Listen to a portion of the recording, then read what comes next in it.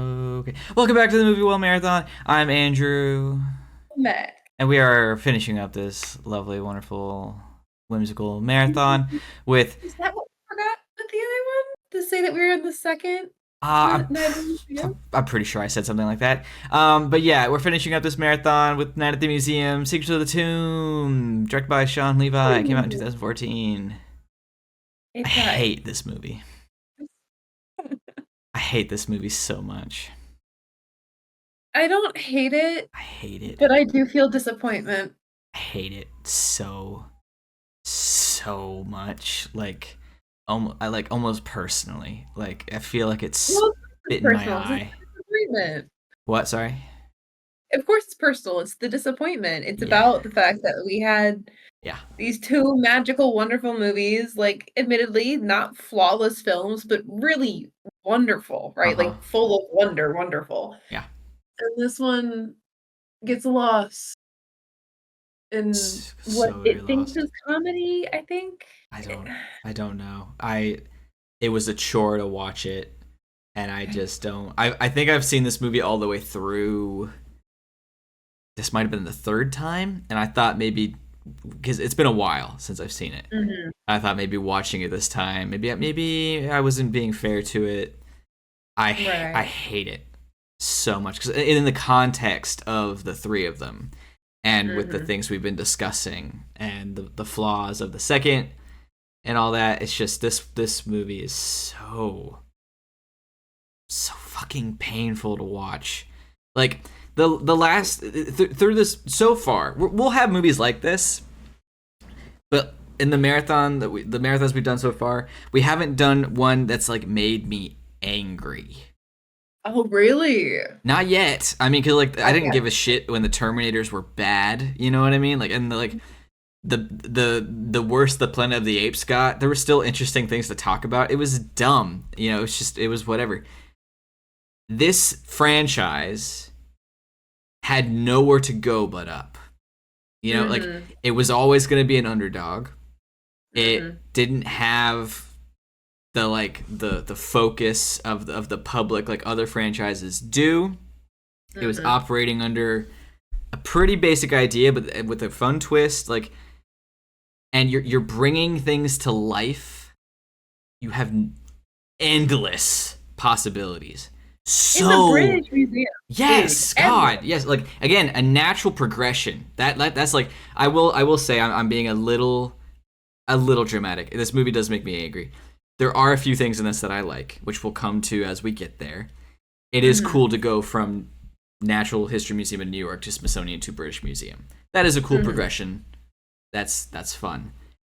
2 out of the 3. Yeah, Would you but believe the one I've not been to is the New York that one? that is kind of funny. But once we get there, though, wasted. It's just wasted, Yeah. and we'll It's come yeah. we'll come back Maybe to we should that. start from But the beginning. yeah, starting from the beginning, I'm a little mixed on the opening because I like the openings of the last two with the floating golden letters and the scene being set and all that. But to open with the discovery of the tomb and the tablet with little Cecil, that's kind of fun. I'll give it It was that. definitely fun. That's kind of Mhm. fun. I don't hate that. I really don't. And I Um, think it works pretty well with the fact that if they had done like a setup at the museum, like they had done with the other two, mm, it would have looked very different for the third one. It would yeah, have been almost entirely focused on setting up for the dinner, and so it wouldn't have felt as antiquated and historic as the yeah, other ones have. for And sure, for this sure. opening still feels like historic and like of a different time. hmm It is But it is an indication that we are branching away from things in a sense. You don't quite know how bad just yet, but and then so one thing I did enjoy the first two times though that I struggled with this time, the whole constellation sequence. At mhm. first I thought that was really cool. And I'm mixed on it right now because I am in such a negative state of mind. It's already been established with the last two movies that things that are fictitious or ideas can also be brought to life. But I can't help but feel kind of weird that we are now manufacturing things to be brought to life. I realize that's all the mannequins. I get Mhm. that. There's something a little bit different though when it's this mannequin, this statue, this painting was made to embody something of like there's a little bit of the person's spirit in it, or it was made to embody this historical person. Now we're just creating life, and I'm a little confused because what are they? You know what I mean? Like, what is it we're bringing to life in this instance? I'd have a different perspective on it. I don't take issue with the fact that they're abstract representations of like non-historical things in the Mhm. sense that Orion is a legend and probably never existed, right? Yeah. I think if I were to create a wax statue of Orion or Hercules or any of those Greek myths, Mhm. right? Um, That would come to then life. Yeah, like I they have would no come to issue life. with I mean, that. Yeah. Lancelot's actually a perfect example because Lancelot Exactly. does not have a historical basis. Right, right. Um, but the thing that bothers me about the star and constellation stuff is like a wax figurine or any figurine is made of very physical material. Yeah, that's The more what I was. constellations are a projection. Yeah, that's more like where I was coming from. Is like what is it? What are they It's bringing light. to life? They're arguing that shapes of light can be brought to life in given form. Yeah, that's a little bit. That's a little That's a bit of a. outside of That's what a I think. Yeah. That's a bit of a stretch even for Yeah. this just so far. Um, and then I take I don't know, I guess nitpicky issues with how the tablet affects them as it starts to corrode.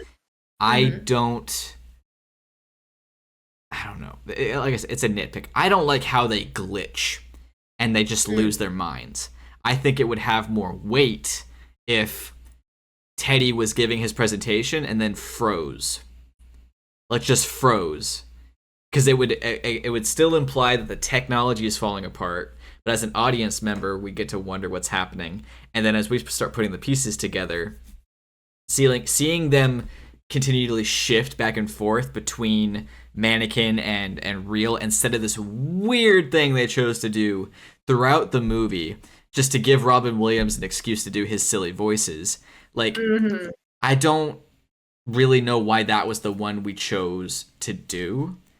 I think it's interesting that they chose to do sort of like a decaying thing For for Hawk Ock, Girl. yeah, no, that is Yeah, really, really cool.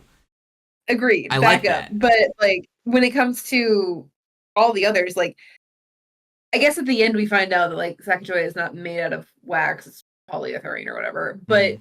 they should be affected the same way. Yeah, As in my mind. You know, they should be reverting back to their original form. And Teddy having like a seizure almost, and right. then the Sacagawea just freezing in the background.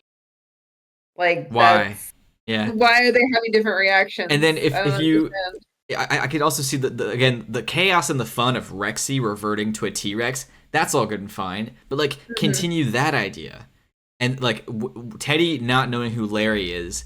That's fine. Have him mhm, revert to like day one Roosevelt. Have him maybe mhm, speak more with that like old timey tone of voice. Have him be looking mhm. around and almost look scared and not understand and not recognize the technology. Like, don't Like a have memory him. loss thing for sure. Yes, like Definitely do like mess with something. the consciousness. Yeah, and then you could have the same thing with Jed and Octavius. You could you if you wanted to go all out with this and have fun with it, have Ock speak ancient Romish or whatever, Aladdin. and have Jed like go full cowboy. Like there's kind of so real We quick. I could want even to revisit their rivalry. Like they Yes, could forget. exactly. And I want to say this real quick, and then I'll shut up for a moment because I know I've been going and going, but the same thing from the last movie. The tone differences way worse in this one. The tone Yeah. does not match, and I'll only bring it up again in like one other scene. But it's also the weird lack of any real weight, severity, genuine stakes. Yes. Even though we're losing our characters, like it's not here again, but it's worse this time around. Like again, it's silly and it's goofy, and like, do we take it seriously or not? And that's all throughout this. all throughout this. There's more I'll hate and complain about, but like that is kind of a summing up of that point that the movie just doesn't seem to take itself seriously, but not in a good way. And now I'll stop talking. Yeah, no, the tone of this film doesn't feel ready. Well, it doesn't feel like it's a final draft, but even Mm. excusing that, it doesn't feel ready for the end of the film. And I don't really want to jump there yet, but like I definitely want to talk about how the end of the film just fails to do what it's supposed to do. But the the action sequences and like the plot and the drive of this one, to be fair, all the other ones have been relatively simple as well because the movie is split between creating a very interesting character arc for Larry and the wonder and the magic of of the thing that's happening at the museum.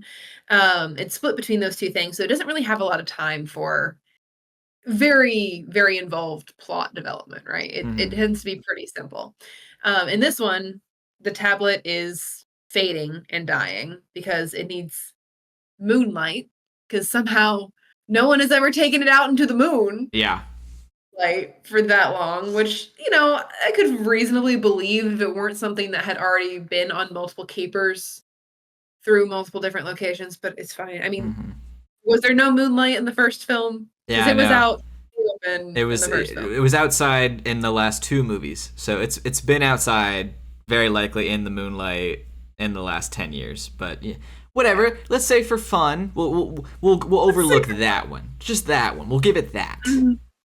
Um, so the tablet is dying and they need to go figure out what the solution is. And in the wake of the disaster, I love the fact that McPhee like helps him smuggle Kamen over or Akamen over and I kind of liked meeting his parents, except for meeting his parents highlighted the fact that we're just not going to talk about the brother who Yeah. tried to kill all my friends and then died. Yeah. Mm-hmm. Yeah.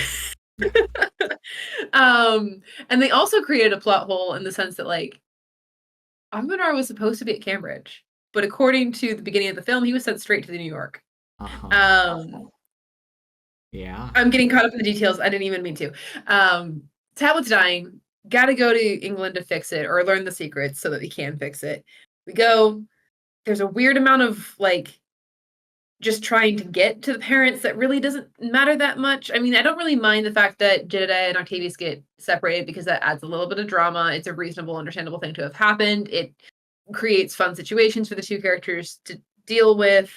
Um, I like seeing them interact with Dexter and the phone and Pompeii, even though it is kind of like doesn't really do a lot. Um, but like, why are we? I really don't understand Lancelot in this film. Like, he's not a good villain. He doesn't really drive the point home at all because his whole thing as a character is that he needs things to be real so that they have value to him. And then he finds out the tablet is magic, and so he has to take it back to Guinevere, and he keeps running into the fact that things aren't real. And then he has this weird change of heart only after the characters are dying, It's even though so Larry dumb. has been very clear from the beginning that he's in it for the safety of his friends. He keeps saying, Uh "My huh. friends are going to die if you don't give me the Uh tablet." huh. And it's He it also doesn't mix well with the theme of the end of the no. film. It doesn't make sense as a character arc. It doesn't really make sense for the character of Lancelot to be that insincere or manipulative. Mm-hmm. Like, Lancelot as a character is supposed to be, like, a tragic figure. Mm-hmm. He doesn't want to ruin Guinevere and Arthur's situation. He just loves so much he can't help it. That's how the Mm-hmm. French wrote him. And so it's like it's a really weird interpretation of Lancelot's character. It's a really weird interpretation of the themes of the story. It doesn't really make us sympathize or fear or like care that much. He's just another obstacle. Yeah. Um, and none of it feels significant or heavy enough for the actual stakes of this film, which they then at the end don't even care about. Mm-hmm. So I don't know. I've been rambling for a bit, but that like No, there's you're fine, and like the amount of rambling I do, you're totally fair. Because like you're absolutely right. I hate, God, yeah, so much him just getting over it in the end. If we would just want to talk about the ending for a second, because why the hell not? I hate that. It is shallow. It's hollow. It's unearned. It doesn't make sense. It's just stupid. And again, tonally, it pisses me off. I'm genuinely annoyed because at this point in the movie, we are 3 movies in, relatively, depending on screen time, with these characters that we've spent now almost 10 years with, give or take, doing cool, fun little adventure things. And we are watching them die, to the movie's credit, in accurate ways to the kind of thing they are. I give it full credit for that. Watching that the first time, I got chills and a stomachache in the perfect way to watch Teddy collapse and Sacagawea freeze and Akhman-Ra rot in front of our eyes. Brilliant, beautiful, magnificent. To see his eyes cloud over and for Dexter to just die, because again, Dexter's a real thing and Ock is a real thing, and so on and so forth. Meanwhile, fucking Lancelot is there with his nose all melted. That is infuriating to me, that this magnificently deep and crazy sad and dramatic moment, our Thanos snap, if you will, before the Thanos snap. That's what's happening. Our characters are dying. Yes, they're dying. Right before our eyes. And it's just happening. And then not only is it immediately fixed, which I feel like, again, I don't know how I'd fix it right away, but I feel like it needs to be a little more dramatic in the way it's resolved. But to have him sitting there with his nose like that, like, just, I don't even know, man. Like, I'm just angry because it's stupid. It undercuts everything, and it's so frustrating. It just is. The Akhman-Ra thing specifically, like, because we talked last movie about how they didn't go dark enough anywhere, and I feel the same way about this movie. And then out of nowhere comes this character who is loosely established to basically be a kid. He's not a kid, but like in that Egyptian way and like the Rami Malek way in the first movie, he's a young man. He's maybe 20 at most. And at this point, to us, in our place where we are in our lives, that's a kid. And he's he's rotting away. I mean, I'm fixated on that. But like, going back more to your broader point, not only is the Lancelot thing confusing and frustrating, it is just dumb. It is just dumb. He provides... They force this whole like comparative role model father thing between him which and goes nowhere. Barry too. It goes nowhere. I hate the moment with Hugh Jackman. I don't care. I mean, I love Hugh Jackman, and I realize why it's supposed to be funny. I find it annoying because again, it's compounding the stupid misunderstanding and the stupid comedy that they want to include, and it's unnecessary and frustrating. I hate all that. I like the idea of a fictional character being brought to life and having to grapple with the fact that not only are all of us here because of the tablet and all of us are representations of real things, but I may not even be real beyond that.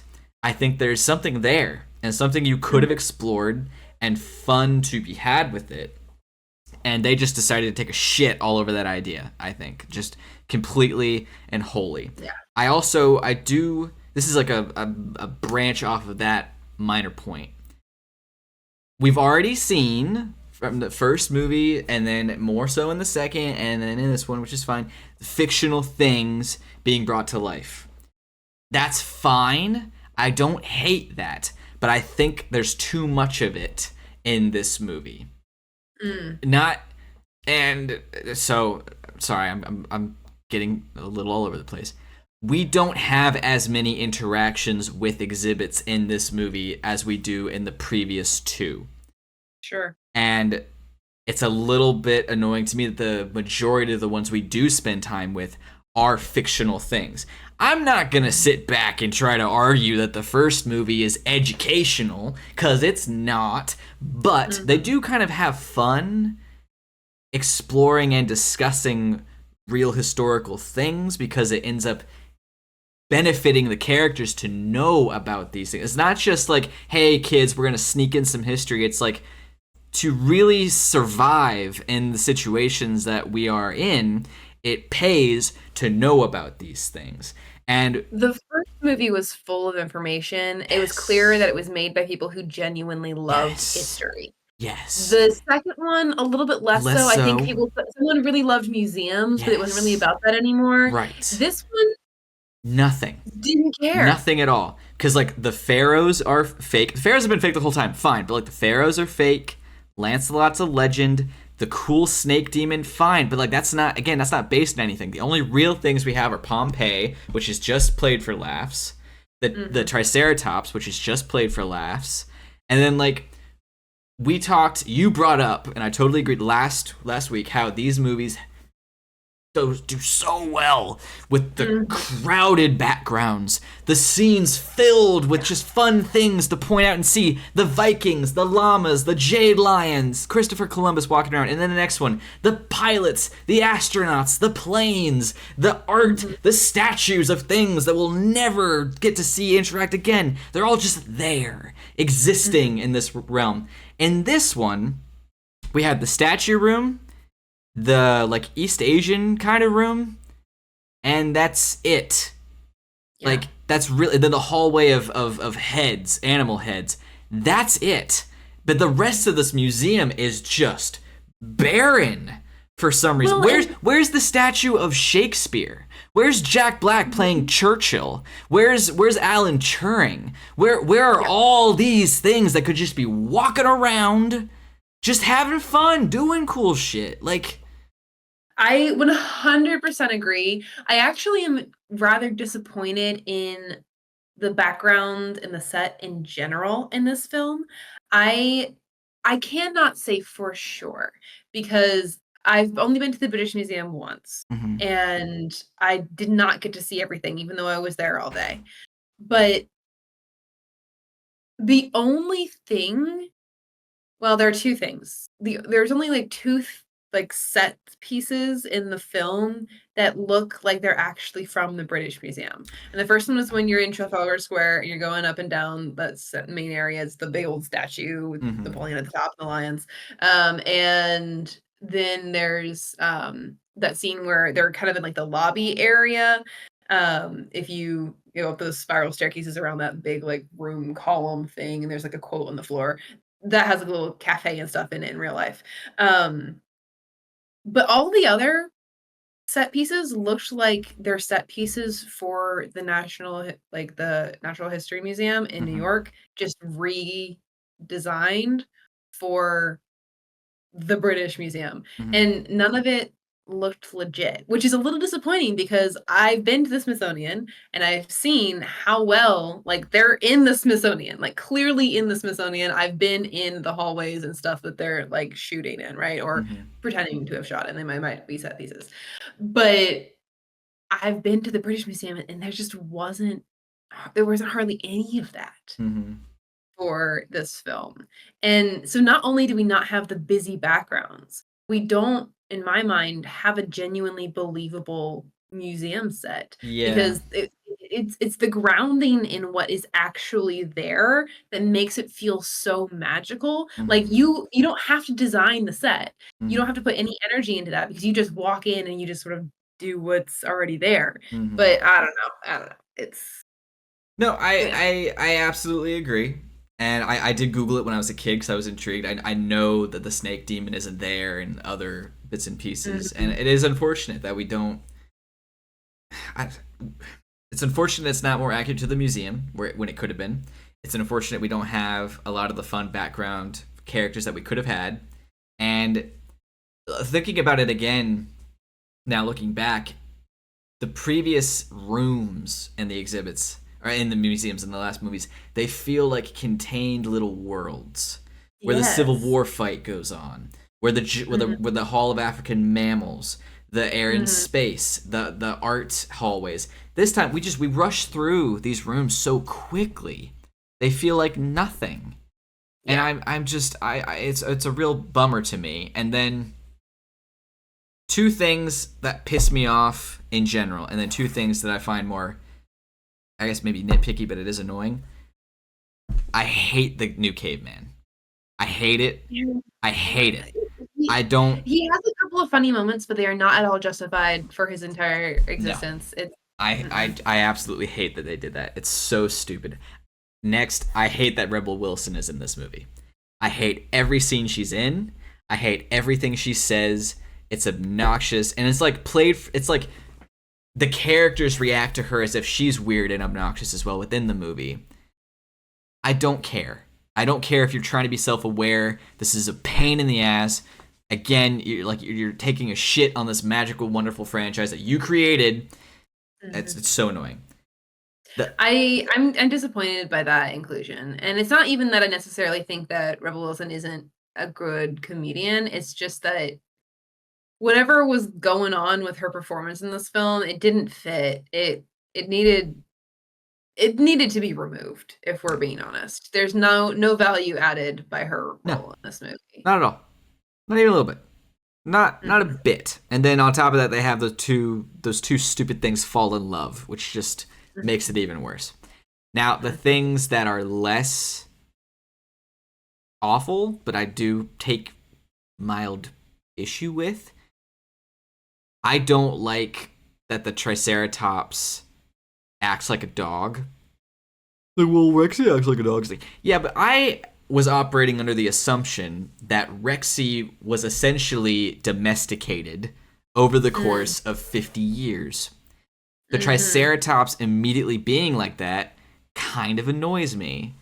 I realize I don't have a lot of room to actually say that because the octopus is basically Yeah. our friend in the last movie, but octopuses are smart.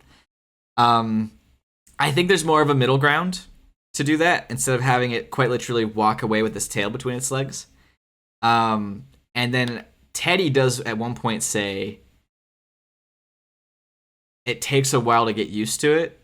Like it took us Mhm. a minute during our first night because the statues are all freaking out. And the statue scene is pretty dope. I'll give it credit. That's Mhm. it's spooky and kind of fun.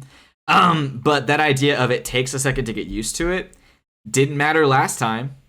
We Yeah. saw everyone wake up and be absolutely fine. So Mhm. I don't know why all of a sudden that's something we have to worry about. It's also only it's kind of weird because that moment is only directed at the statues that are maybe struggling because half of them don't have all of their body parts.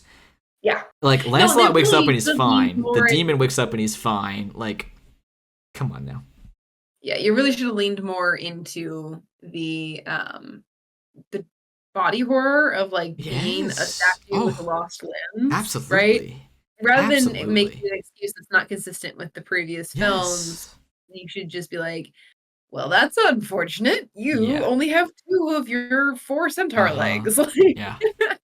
I also and I feel like there is a missed opportunity to have a little fun where for whatever reason Octavius has to stay in the other mhm. museum and in this one we meet a different version of him, either a full-sized mannequin or a statue that's like action figure sized.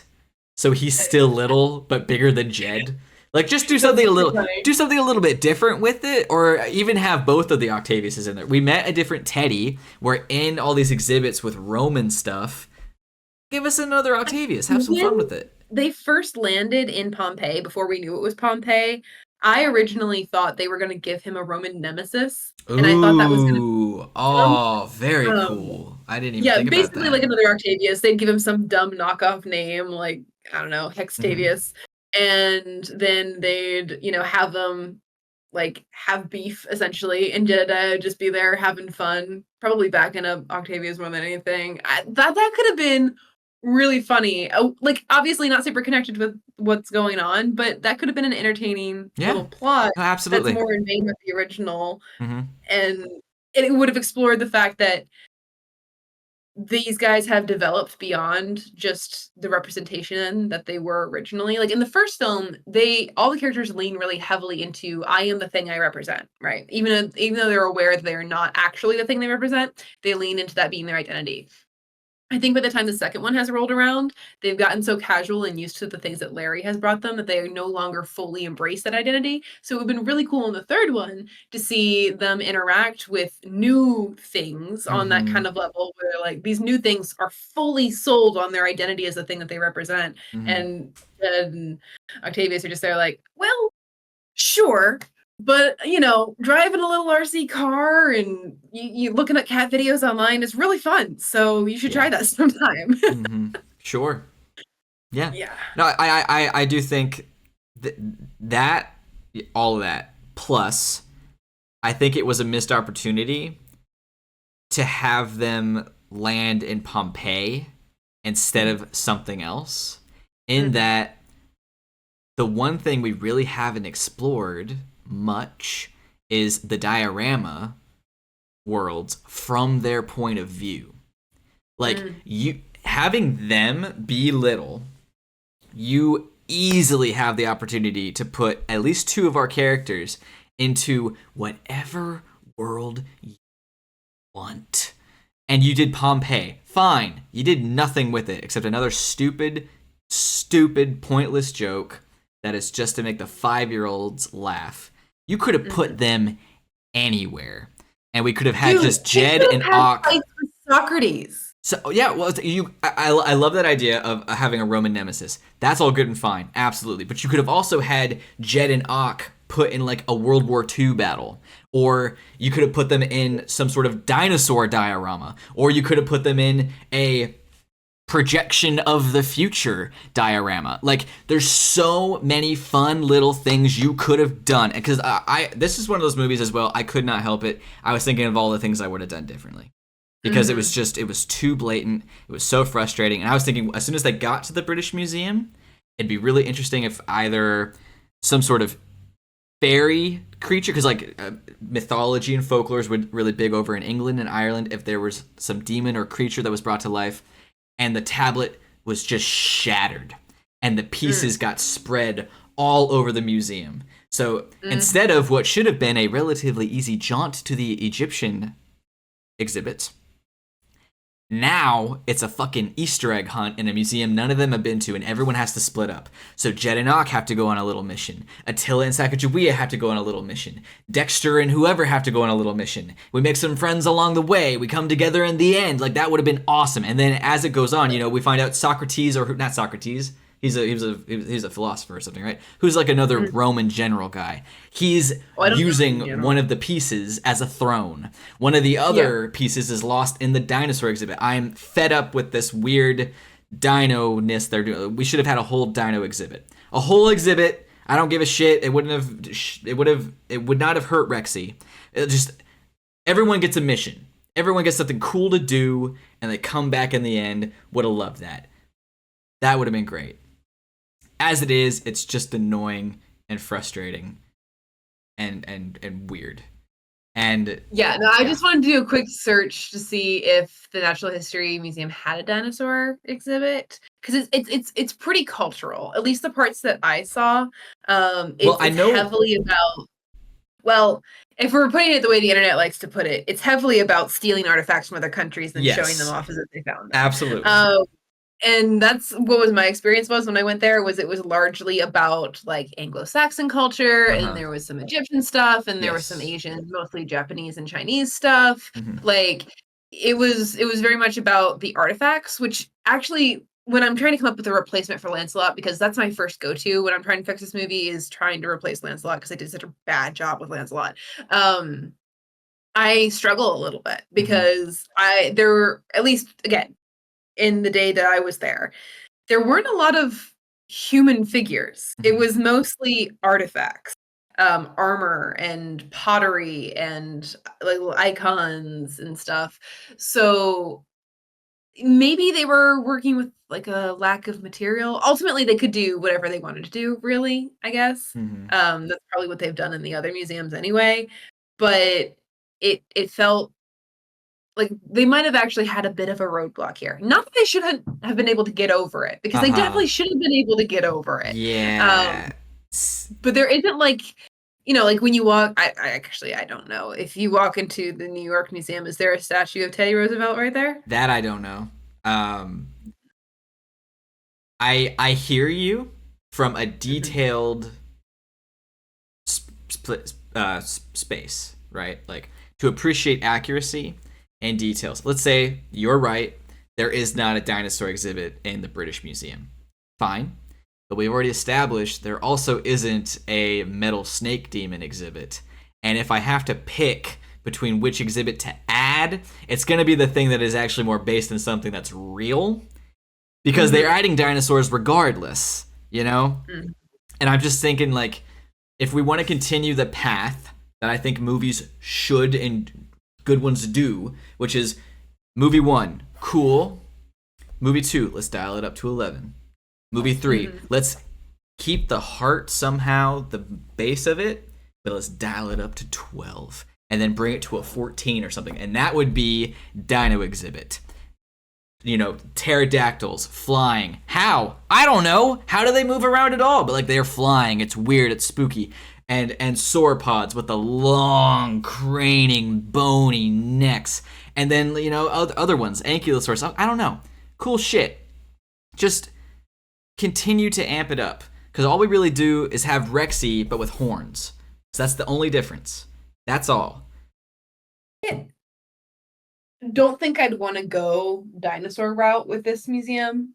I'd want to go more of a cultural mythology route, but I hear what you're saying Mm-hmm. in the sense that there was a real opportunity for them to take advantage of the actual museum setting, not necessarily factual museum setting, but like you're Mm-hmm. in a museum. Mm-hmm. You can do whatever fun, creative things you want to do, so long as you pick a relatively, well understood period of history. Mm-hmm. Just be like, hey, we're gonna drop you in the middle of a battle between the Anglo-Saxons and the Romans. And like you have so much you Mm-hmm. can do with that. Yeah, And they you did could have had nothing with any of right. it. And like I'm see, I'm a mess right now because I'm listening to you and seething and thinking about what else they could do and resonating with our other points we're making and thinking again of other characters that should have or could have been in there.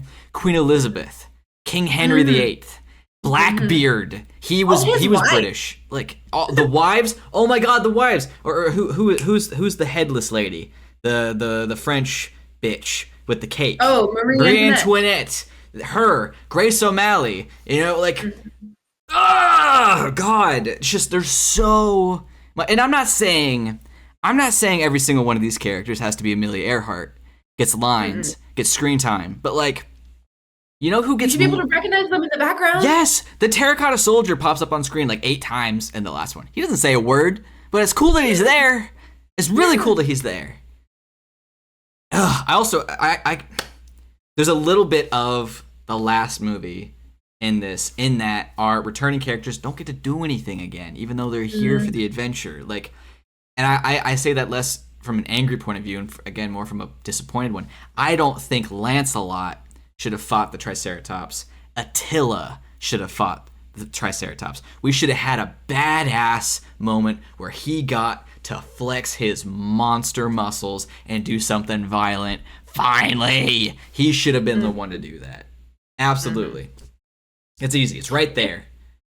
like, um, honestly, the part aside from the end, because I really do get quite bothered with how the end of the movie fails to reconcile with the conflict of the movie.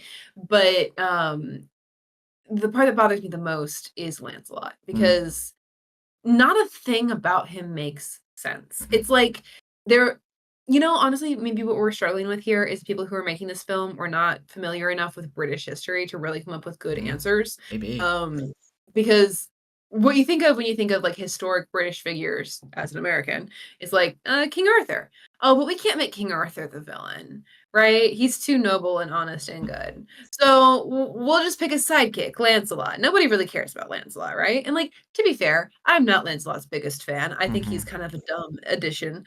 to the story, but is like to have Lancelot like this is to totally misinterpret his character. Not that he necessarily has to be the same as his legend character, because, I mean, Jedediah and Octavius, like we were talking about, are no longer truly representative of what they are supposed to represent anymore. They have unique personality and character traits. So maybe Lancelot, or this representation of Lancelot, comes to life and tries to attack people. But why is there a fully designed, handsome Lancelot mannequin In that inside a suit of suit of armor? No, you're absolutely armor? right. And why don't the other Please suits calm of armor down. come to life?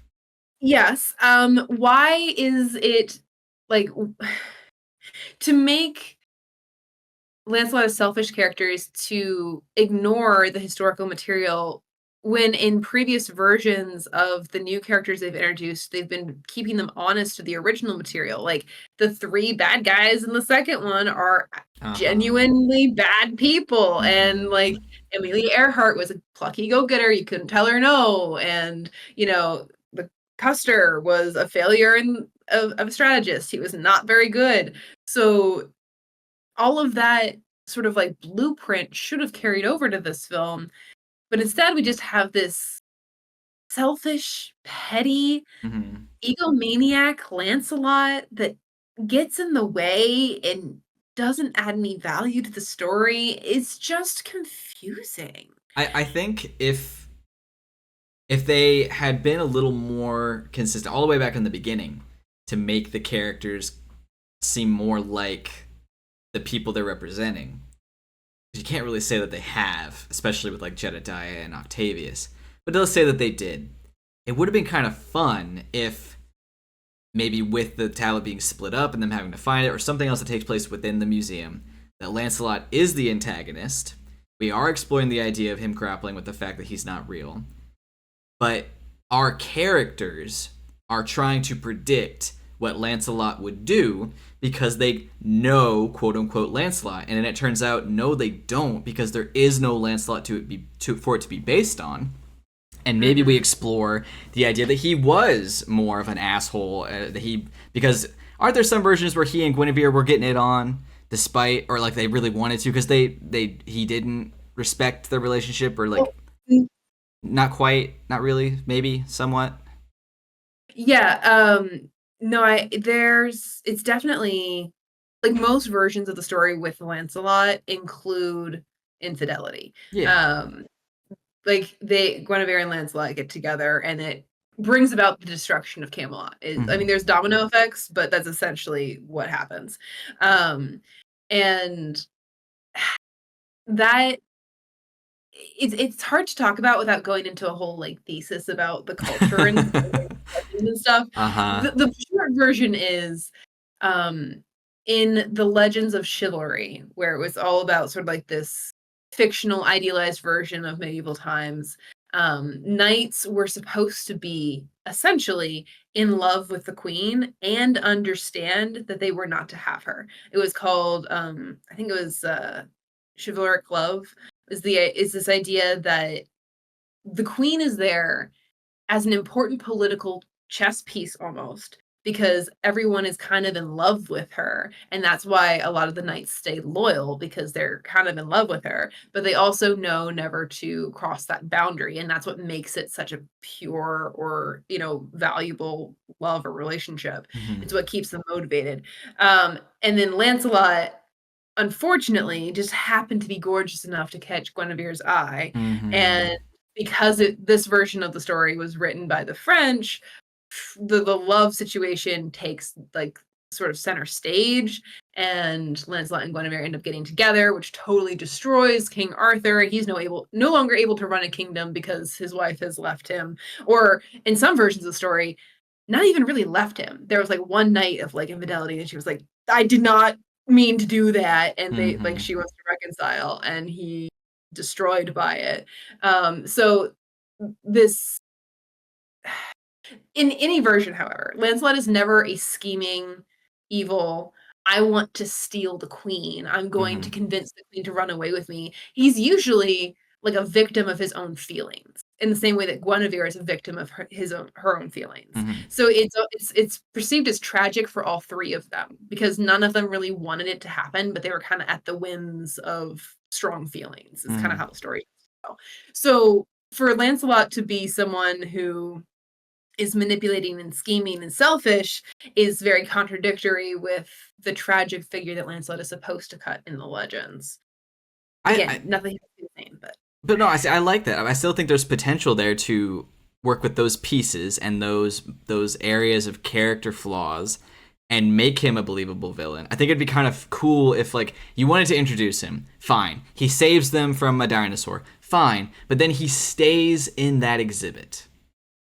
And Bucky style, he walks around and reads about himself and is seeing legend, folklore, myth, and he kind of snaps like the music starts to play like at that point where Spock yells Khan in Star Trek Into Darkness, and he just snaps. He realizes that like everything is a lie. Like maybe we have like the weird heartbeat throbbing head where he just looks around and like everything is a lie, and he goes crazy, and he realizes that if he wants to remain, if he ever wants to be real, he needs the tablet, and that's what motivates him to do. Like there's something to be done there. I like that brief second. I know you have a point. I'm sorry. This is the last one. You're just wrapping this one up. I like that brief little second where he says, "I don't want to be standing there listening and watching snot-nosed kids." And Teddy says, "But you're inspiring them to become something more, to go on and do great things." I think it'd be interesting if, again, similar to the last one, maybe done better, he ends up with a hostage. It's Teddy because his body is failing. He can't move around, so he's stuck there, like in half statue form. And they have like a back and forth throughout the whole movie where slowly Teddy is withering away or helping him heal or realize this moment. So, and then in tandem, we have Larry and Nick, and we have Teddy and Lancelot. We had these lessons, these moments, this character growth, and so the end ends up making a little more sense. I also think it would help because whether it's just age or health or the situation he was going through at the time, Robin Williams's whole thing is just not there. And I don't want to critique that because of what he may have been going through, but the Teddy in movie 1 and Teddy in movie 3, it's just noticeably wildly different. And that part is just heartbreaking, you know?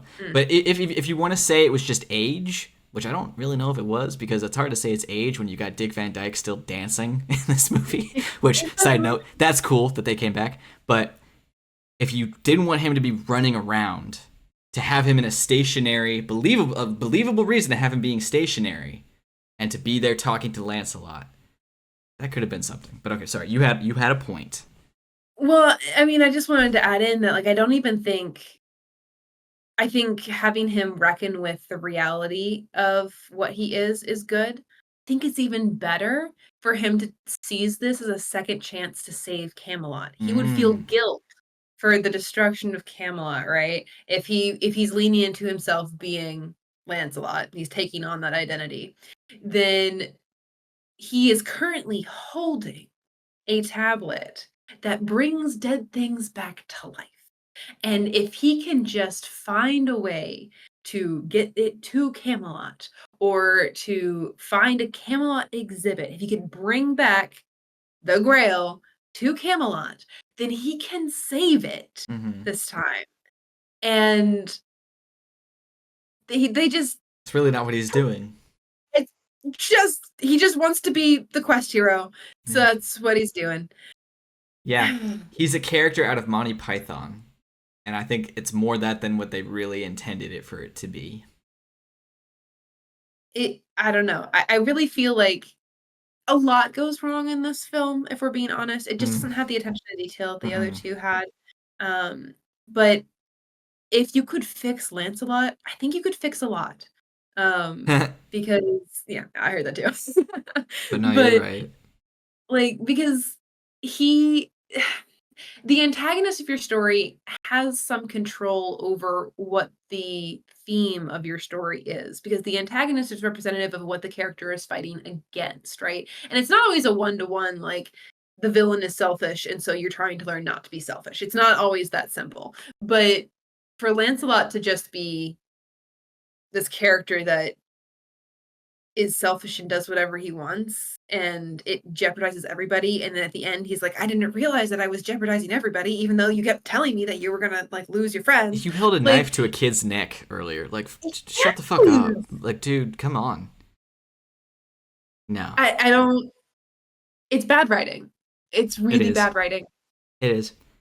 Um, and we're basically at our time, and the last few things I have to say don't matter as much, but I want to say it anyway. Like, I don't like what they did with Nick at all. I can I don't need under it. I don't hate the goal of it. The Mhm. idea to have Nick not want to go to school is one thing. And I understand there are kids out there who want to be DJs. But I think they do too well in writing him to be this aimless bum, which is just frustrating. Because there was nothing indicating that in the last two movies, and it just kind of feels like it comes out of nowhere. And I feel like there's not much I think you can learn from the Santa Claus 2. But I do think the point that that kid makes, that it's difficult to live in a world where his dad is Santa Claus and he can't talk about it to anybody. It'd be interesting to explore.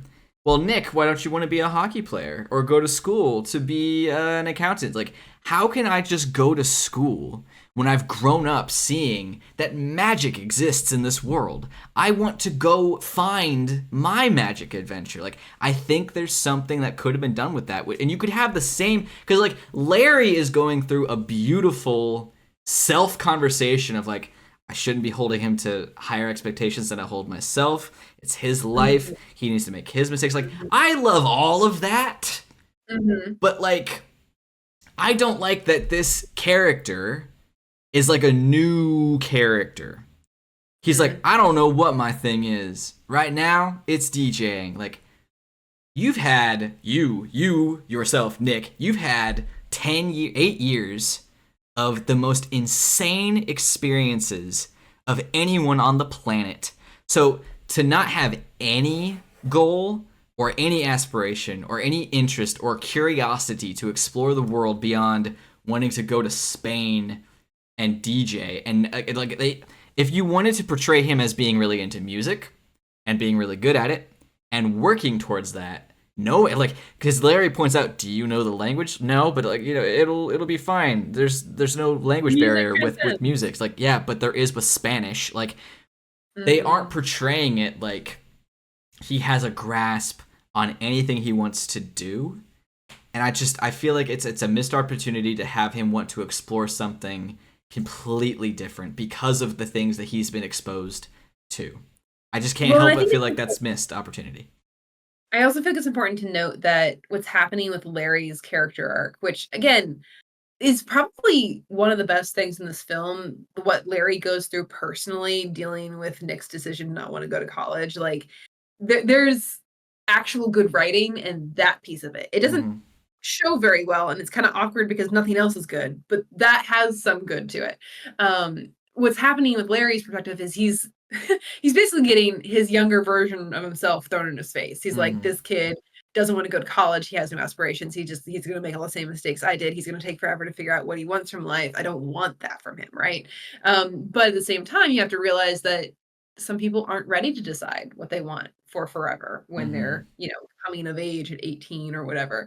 And I think it would have been much more beneficial to focus a little bit more on that aspect of things where it I don't want Larry to have an unreasonable reaction because I love how reasonable a parent Larry and, like, Nick's mom have been in this situation. I love that it's stable and normal and not perfect, but, like, good and healthy.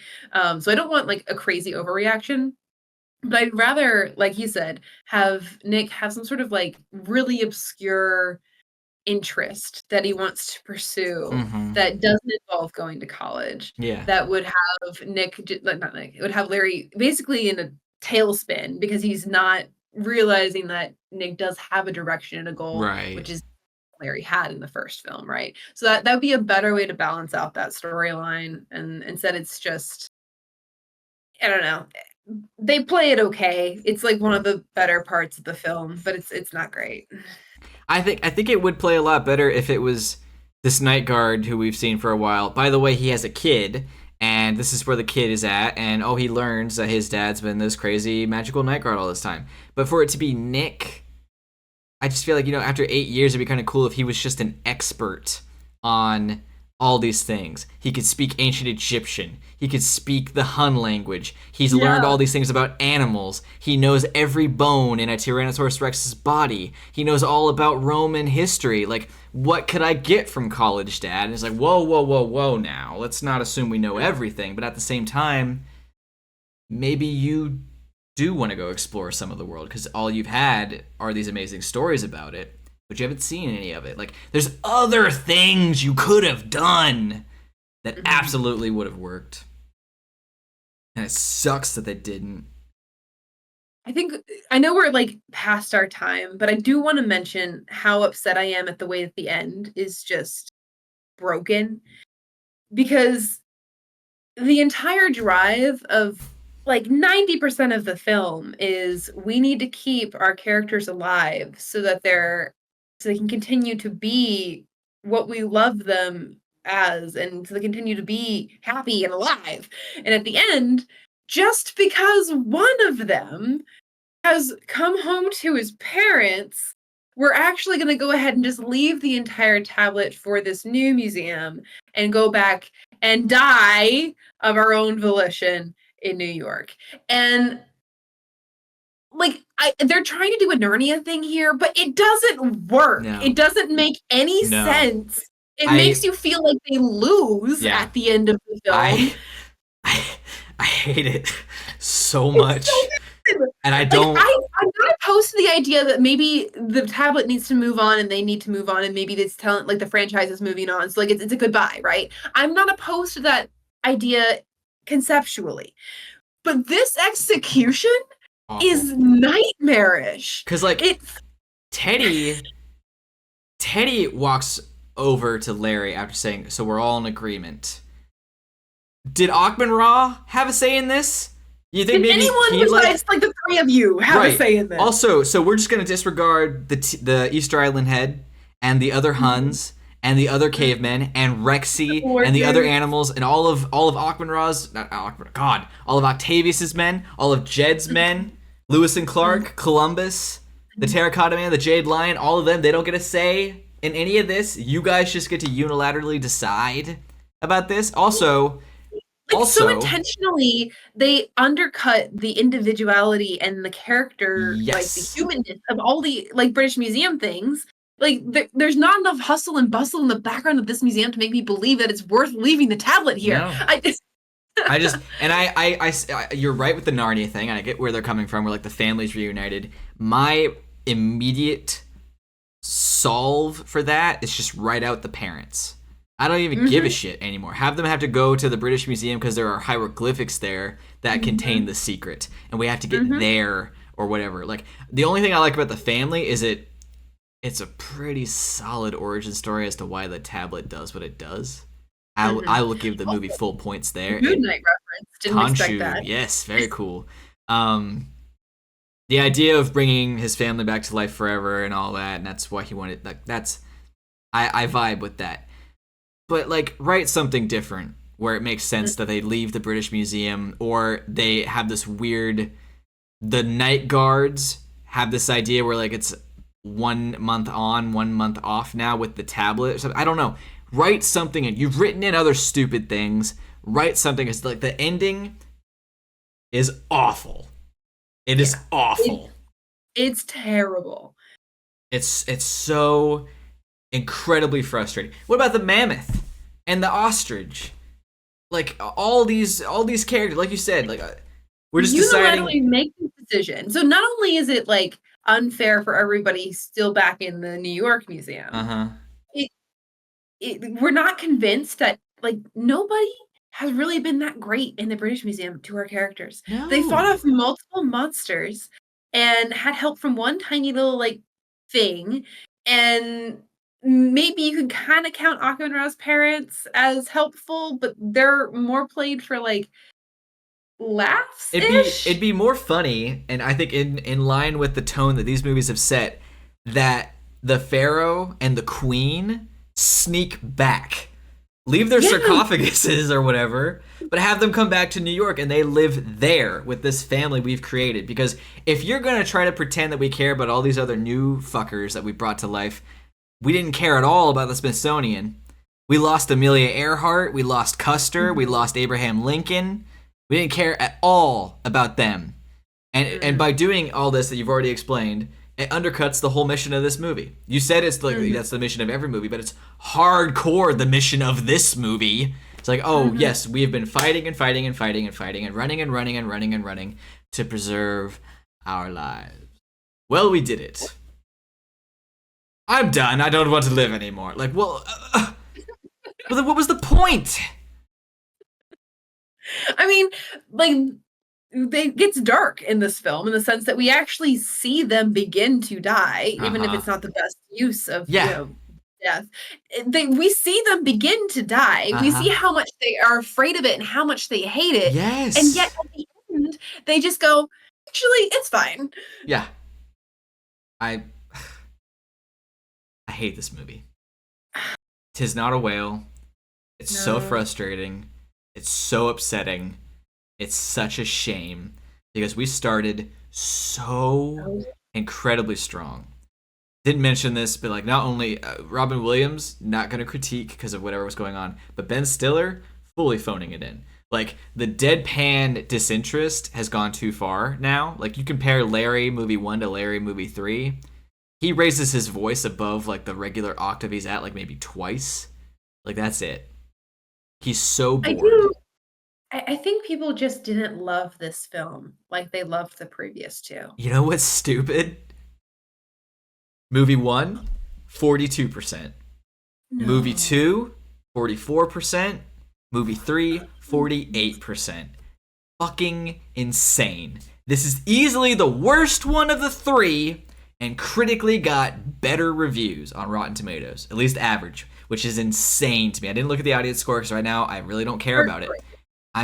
That's insane to me that this one is the highest rated. Absolutely insane. I don't even know how to process that because there's no way you can look at this film and say, "Yeah, that was good." No, you just can't. You can't.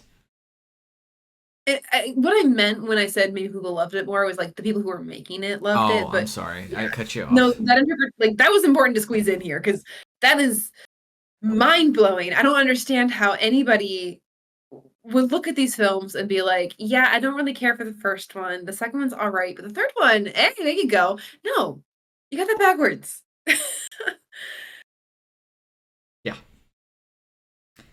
So I'm sorry to end this marathon on such a sour note, but that's just where we're at, man. Go back That's and what they watch. gave us. We're happy in the first one. We are happy in the first one. What's unfortunate though is we are about to do the exact same thing. That's so true. We didn't Because plan this super well. no we didn't. Because next week is Pirates. And Pirates, it starts off strong, baby. It's up there. Mhm. It does so well. And then the last one is again a movie that makes me viscerally angry. So let's get into it. I'll see you next week. Oh my god. Ugh. That's it. We're done. We're done.